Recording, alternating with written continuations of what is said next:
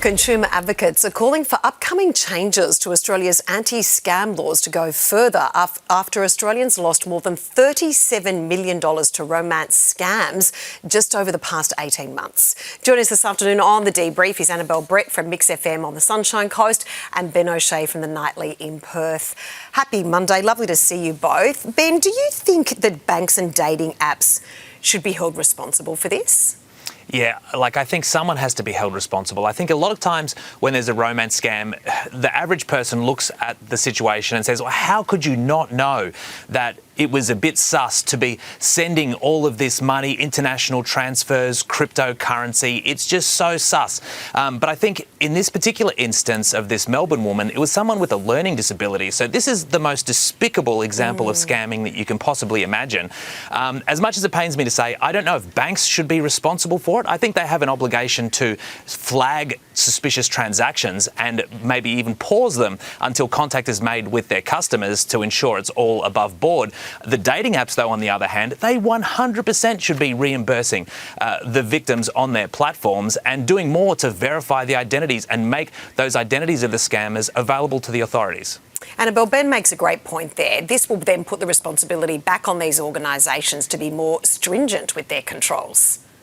It must be them because, like Ben said, they're not targeting people who are familiar with technology and know what's going on. They're particularly going after these vulnerable people. It's the elderly, it's people with learning disabilities who aren't necessarily as comfortable with that technology. If you're going to have a service that promises someone that they can find someone to love on it, you have to ensure that those profiles are legitimate. Just like an Uber driver has to make sure that they have crossed all of their legal requirements, it should be the same on dating apps. This is an identity that you're using. Yeah, absolutely well said. Moving on this afternoon. Now, this is so-called baby brain, and often it's been limited to new mums, with many dads saying that they also get mental fog. But a new study has revealed that forgetfulness is actually linked to sleep deprivation and the many challenges that come with being a new parent. I love this research, Ben. It's just about how hard it is with a new baby and this danger of sleep deprivation.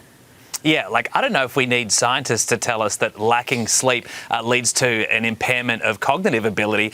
Everybody knows that who's experienced the lack of sleep. I remember, my daughter's 14 now, but I so vividly remember back in the early days when she was a little infant, the crying and the waking up every couple of hours. You'd doze off and then you'd wake up, you'd jolt awake thinking that you heard crying and there's no crying at all. It's still just such a visceral memory for me. But I think the only reason we're having this conversation now is because certainly dads in Western countries are more involved in the caregiving of infants than probably ever before in the history of humanity, and it's long overdue. And it's great to see, don't you think, Annabelle? It shouldn't be a certain gender. It should be parents or carers are all suffering from this.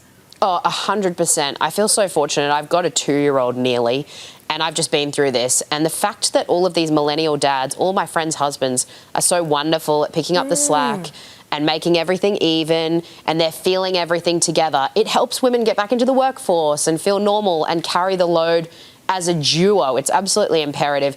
It is crazy though. I mean, my husband went through the trenches with me as well, but he never had the fog. He never seemed to hear the phantom cries. I exclusively took that on myself.